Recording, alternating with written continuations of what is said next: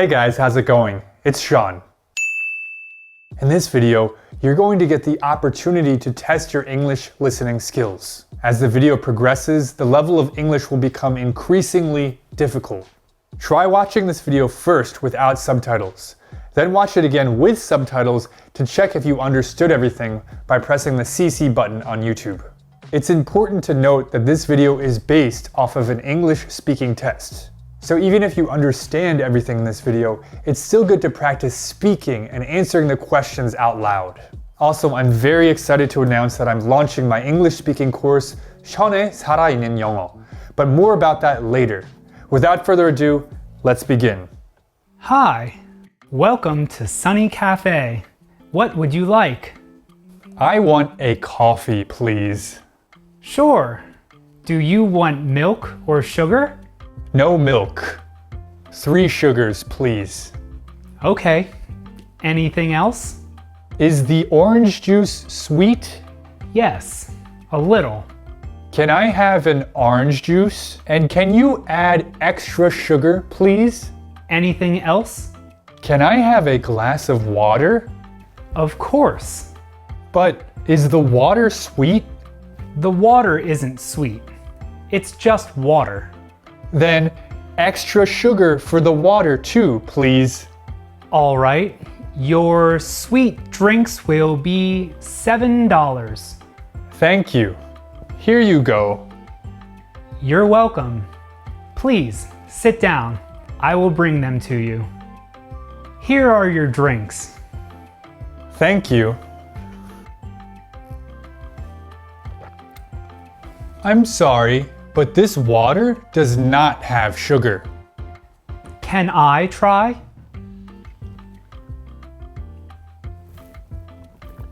Oh my God, this is so sweet. There is sugar in this water. Let me try the coffee. This coffee doesn't have any sugar either. Give me that.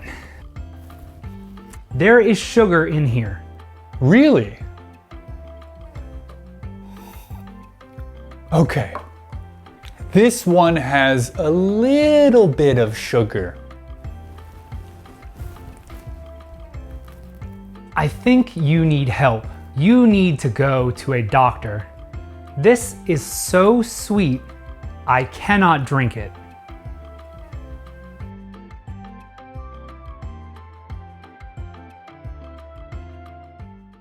Good morning. Welcome to Happy Homes Real Estate. How can I help you today? Hi, I'm looking for a new house. I need a quiet place with a big kitchen and a nice garden. Great. I have some houses to show you. Are you ready to see them now? Yes, please. This is our first house. It's a bit old, but it has a lot of charm.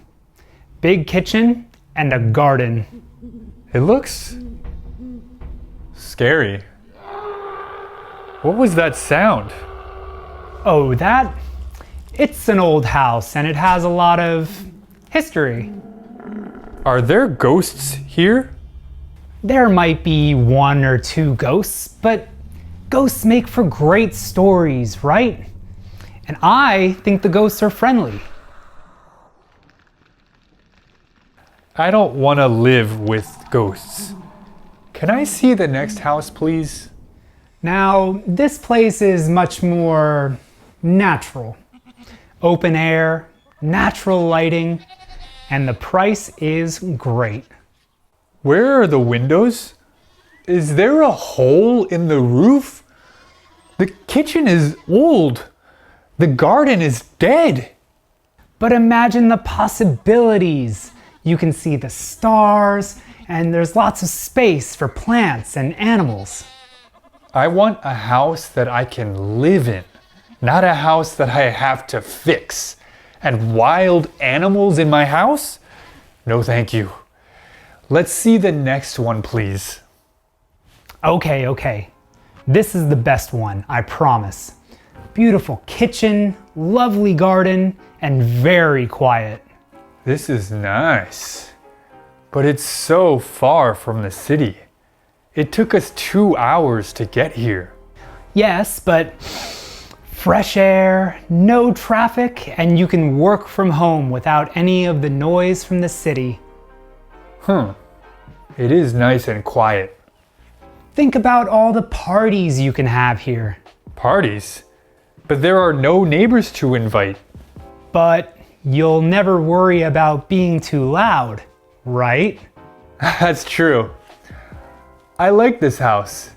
Although it's far from the city, it's certainly beautiful. Let's talk about the price. Wonderful! Let's go back to the office and discuss the details. Maybe have some tea? Yes, I'd like that. Thank you.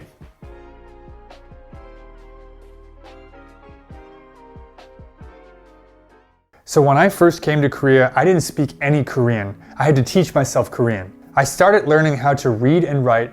Then I learned the 100 most commonly used verbs in Korean. You know, things like 먹다, 하다, 쓰다, these kinds of verbs. I eventually started listening to easy conversations, easy dialogues in Korean. And let me tell you, this was the most helpful thing I did. If you're learning English, it's really important to listen to real conversations where you can hear useful expressions, useful words, useful grammar, and natural pronunciation. That's why I made 전에 살아있는 영어.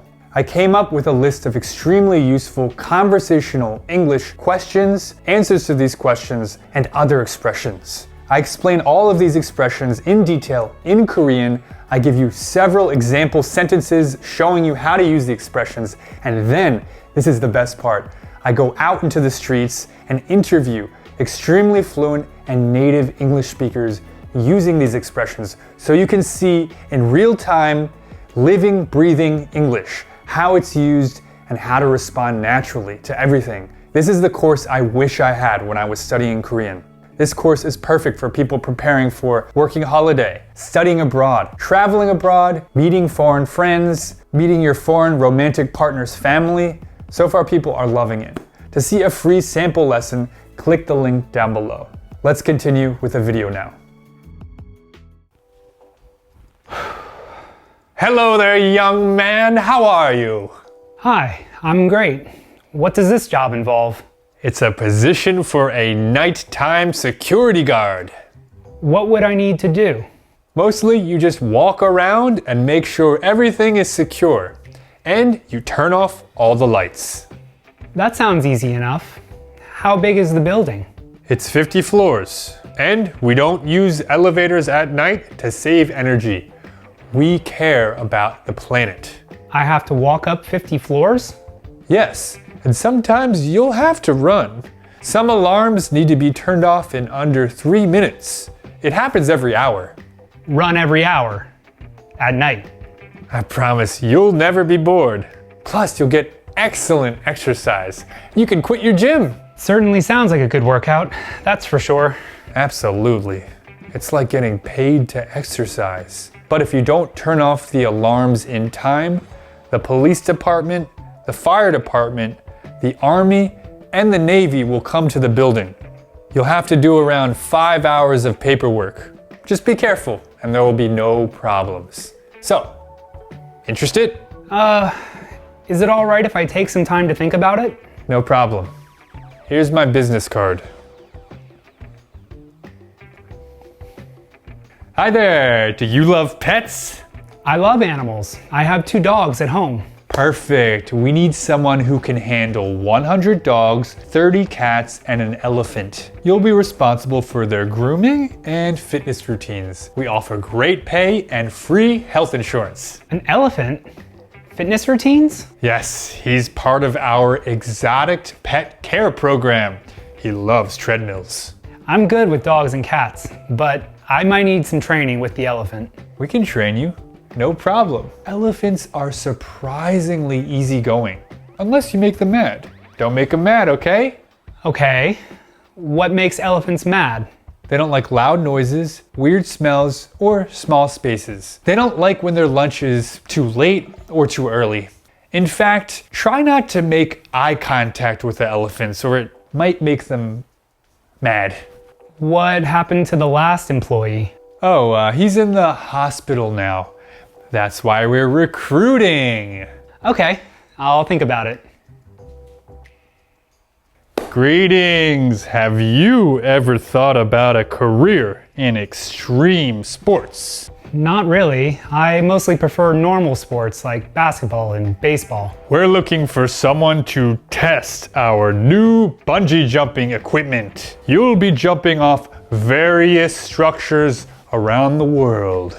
Jumping off like bridges and hot air balloons. Exactly. And buildings too. But don't worry, safety is our top priority. You won't jump off anything shorter than 50 meters. I was hoping for a simpler job. Well, my friend needs help taking care of an elephant. I can give him your number if you want. I'll think about it. Thanks. I think I need to get my old job back at McDonald's.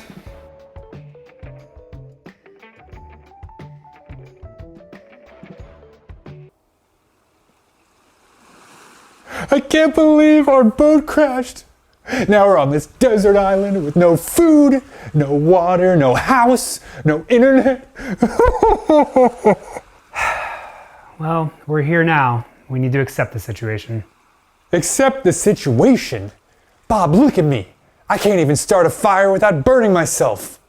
Come on, let's figure out what we need to survive long enough for help to arrive. Fine. Well, first we're gonna need fresh water and food and shelter and maybe a signal fire. And I guess a plan to keep out wild animals. Good. I'll take care of the shelter and fire. Can you handle gathering food? I can't do that, Bob. You know I'm allergic to shellfish, nuts, berries, and I can't fish. I'm afraid of the water. Right. I'll do the food and fire. How about you find some fresh water? We do need to stay hydrated. Bob, I can't swim. There's a stream over there, Tim. It's not an ocean. Just fill the bottles. What if I slip and fall and hit my head? What if there are snakes? Okay, I'll get the water too. But what about wild animals and if they try to attack us? Of course, I'll build the weapons and defend us if there's any trouble. Sure. What about a signal on the ground with sticks and stones that says help? Can you at least manage that? That I can do. Also, I can look for some high ground. Maybe I'll spot a passing ship or something. So I'm building the shelter, starting the fire, finding food, finding water, and building weapons. What exactly are you doing? As I said, I'll build the help sign. And I'll be looking for boats and planes that might be trying to rescue us. And I helped with this plan too, didn't I? Whatever, man. You just don't get yourself sunburned. All right, let's get to it. And make sure you spell help correctly. 2 hours later. Hell? Really? I ran out of sticks. Anyway, what's for dinner? I'm starving. Ooh, nice fire. I'm still building the shelter, so I haven't started dinner. Oh, that's all right. Take your time. I'm gonna take a nap. Wake me up when dinner's ready. Oh my god, a plane. We're saved. Wow, this is amazing. We did it. Yeah, I know. Hey, so is it cool if we go after dinner?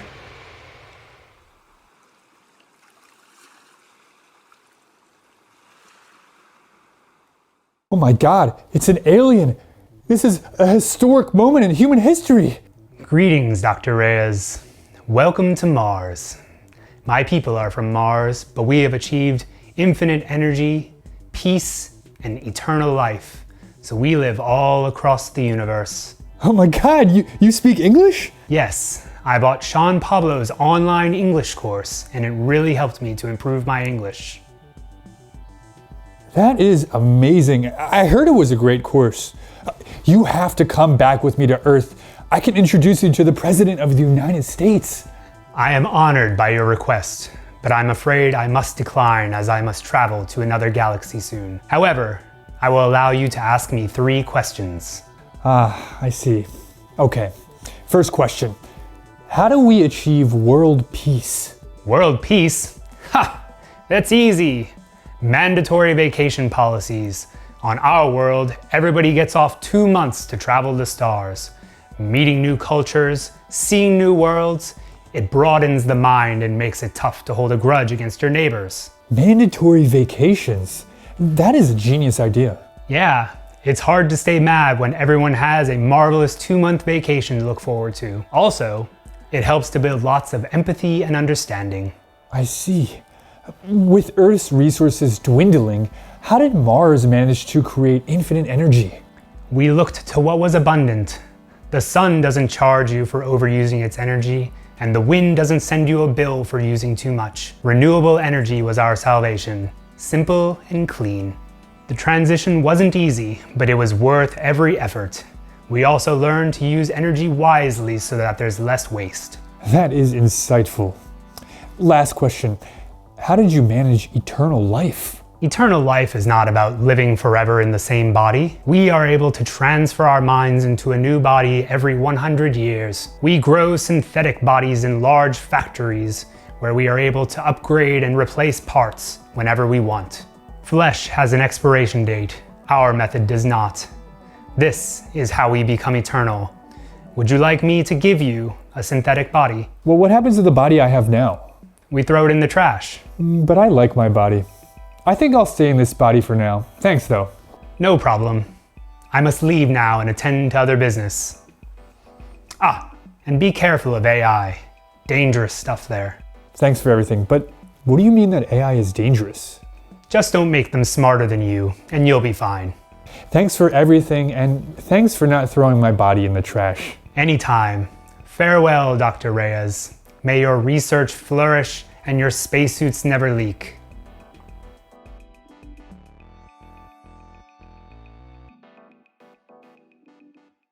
Hello, everybody, and welcome to the 19th episode of Philosophy Today. I'm your host, Sean, and I'm here with the distinguished Professor Chad Miller. Welcome, Chad. It's an honor to have you. It's an honor for me to be here, Sean. Thank you for having me. So, are you ready for the first question, Professor? I'm ready. Hit me. Is there an objective good, or is morality purely subjective? There is no objective good. I feel like there's always a bit of subjectiveness to what we consider good and evil. I mean, it's hard to say. It's all based on personal values. And so I think it really just differs from person to person. With that said, we as a society have sort of determined what we consider objective good. But even so, we sort of collectively have subjectively determined what is the objective good. And so I think that's a good starting point to go from. What do you think, Sean? I think the fact that you just said it's person by person would lean towards it being more inherently subjective. But I think you make a really good point about what society deems to be right and wrong. And so my question for you would be like, is society a good barometer of what is right and wrong? I feel like as society progresses and as it has progressed throughout the centuries, little shifts in what people consider normal or what people consider good has changed and sort of molded society into what we subjectively believe to be good. Because if you look back hundreds of years, there are certain practices that at the time were considered fine. There was nothing morally wrong with them. But in today's day and age, it's unthinkable. Slowly, as society has evolved, we sort of nudge our objective good or our subjective good in different directions. What comes to mind is the gladiators, subjecting slaves to fighting and killing each other. But also slavery in general also comes to mind in terms of it being subjectively okay, right? At that time. My next question for you is, does society always evolve in a progressive way, or can it perhaps devolve in terms of its morals? We like to believe that morals and the objective good, if you will, always progresses in a positive direction. But I think it's fair to say that there are certain things or certain events that could make us regress and go in a negative direction. You could argue that there was no super substantial problem prior to world wars or certain events, but then there's a sort of triggering action that sort of embeds certain ideas in people's minds that now, as we look at it in hindsight, we can view as a sort of regression in society and in morals. Do you have any examples of this? One that comes to mind is Pearl Harbor for the United States. So, prior to Pearl Harbor, Japan was, just this country on the other side of the Pacific. People probably didn't think too much about it, but then Pearl Harbor happens and you see a giant swelling of anti-Asian, anti-Japanese sentiment. And so now in hindsight, we could see that as, well, that's regression. If we didn't really hold any negative opinions about them prior to that, then we have this triggering action of Pearl Harbor and the anti-Japanese sentiment grows. Internment camps. Internment camps in the United States, absolutely, and just the general racism towards maybe not just Japanese people, but Asian descendants in America in general. We saw that too recently with COVID.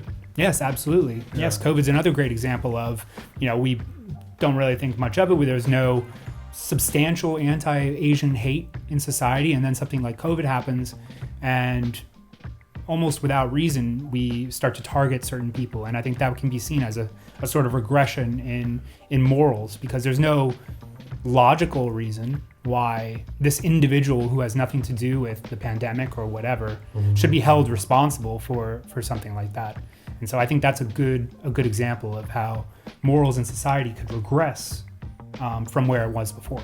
Professor Chad, thank you so much for gracing us with your presence and sharing your precious time with us. Thank you for having me, Sean. I really enjoyed the questions today. All right. See you guys on the next episode of Philosophy Today. I'm your host, Sean. See you later. Bye. Bye.